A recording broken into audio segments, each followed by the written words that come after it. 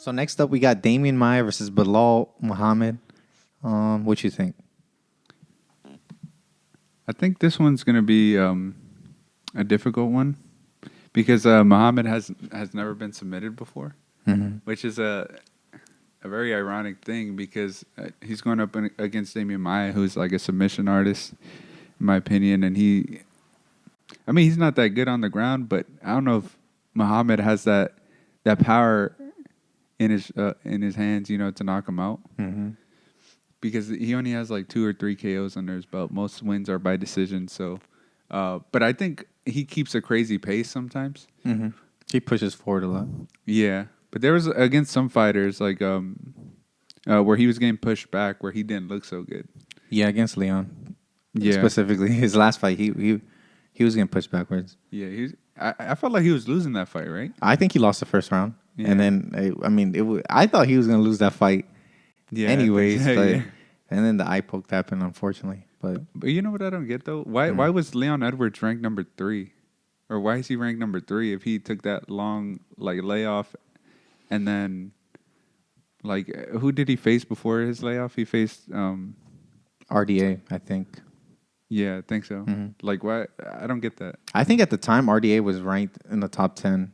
I'm not sure if he still is, but I think that's probably, I don't know. But that's his biggest one. That's the biggest argument against Leon, that his 8-fight win streak is really against nobody really, nobody impressive compared to some other fighters right now that are that are trying to prove their case to get the shot at the title.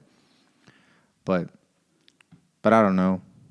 But Belal stepped in, I think, on short notice. I think Leon was supposed to fight Khamzat that fight, and then I think he got COVID, and then Belal stepped in on short notice. So, he was losing that fight though. I don't know. I think Demian Maia's, there's no surprise what his game plan is going to be. He's going to go for the submissions. His wrestling's never been great at all, and honestly, it's kind of weak to be honest. But that's okay. His striking is. I feel like if he stays striking, he's going to have a bad night. Because his striking is just too slow and too simple. Like he can throw like the 1-2. I've seen him throw some uppercuts sometimes. Yeah. But he had that war with Ben Askren on the feet. Right. But Ben Askren. That was somebody whose striking level was kind of similar to his. Yeah. But his jiu-jitsu is crazy nice. The only time it didn't really work was against these really high level guys. And mostly them are wrestlers. Yeah, I was going to say high-level wrestlers. And they're in the top 5 of the welterweight division. Woodley's no longer in the UFC, but at the time, he was good. He was the champion at the time, I think. Yeah, I was he defended. And Kobe was coming up, Usman. Even Burns. Burns is a great jiu-jitsu guy. But the thing with Burns is he's so explosive and so athletic that, even when they were rolling, he was able to stay with him. He wasn't, he didn't get submitted or anything, because Gilbert Burns is a high level guy. But I don't think Belal is like that. I think Belal gets held.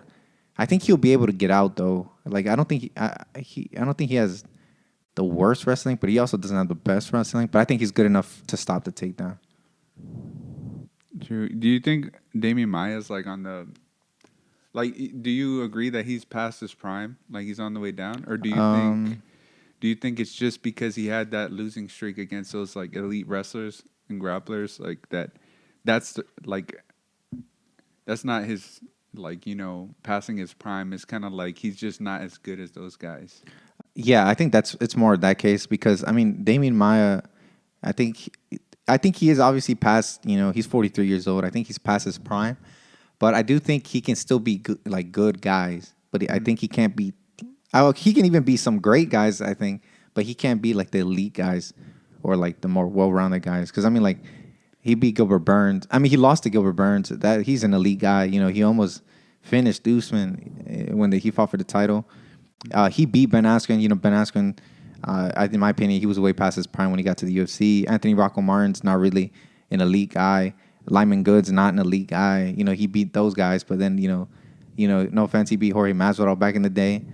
That was a split, though. That one was pretty close. But he was able to hold on to him. Carlos Condit, when Condit was a little past his prime. So I think he can still beat great guys, but he can't beat the elite guys. And I think this is going to be actually a huge test for Belal because, I mean, he would always talk about how he was underrated, right? Because like when people, there's a lot of movement, or there was a lot of movement, not anymore because nobody wants to fight each other, but there was a lot of movement at the welterweight division, and no one was talking about Belal, even though he was, getting a little streak going. And this is, I think, going to be his biggest test because, if you can't beat Demian Maia, I don't think you can beat, the top guys, the elite guys. Yeah. And so this is, and it's hard to, like you said, this is going to be a close one because it's hard to gauge where Belal is at. But I don't know. In my opinion, I think Belal will stop any or all takedowns, disengage in all the grappling. And I think, like you said, I don't think he has the power to finish someone. I mean, the pace is crazy, but in 3 rounds, I don't know if he'll be able to finish Maia, but I think he will dominate him. And actually have Belal by decision. You have the same thing? Nope. Oh, okay. Well, I agree with you, but the thing is, like, I think if Belal keeps that crazy pace going and he just like goes forward a little too much, I think the opportunity is there for the takedown or to just to grab him and maybe get him down. So I actually have Demian Maia by submission. Okay. Because I think it might not be so. Like I said, I don't think Belal has the knockout power. So I think if Demian Maia still has at least a little bit of a chin on him, I think he's still he'll be able to just power through and eventually get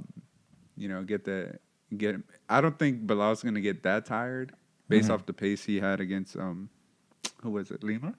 No, Leon, that only lasted. You talking about Diego Lima? Yeah.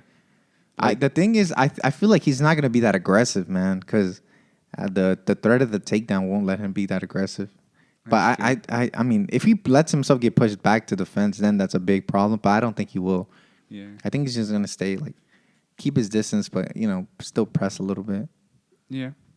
But yeah, I think Demian Maia is gonna pull through. He's gonna show that he's still got it. True. Or at least still got it to be the lower ranked people. Yeah. So this is gonna be a this is gonna be a litmus test for Belal, if anything. So I have him by decision, and you got Maia by submission, right? All right. So I guess we'll have to see if Demian Maia can show that there's still levels to this game, or will Belal finally make us remember the name?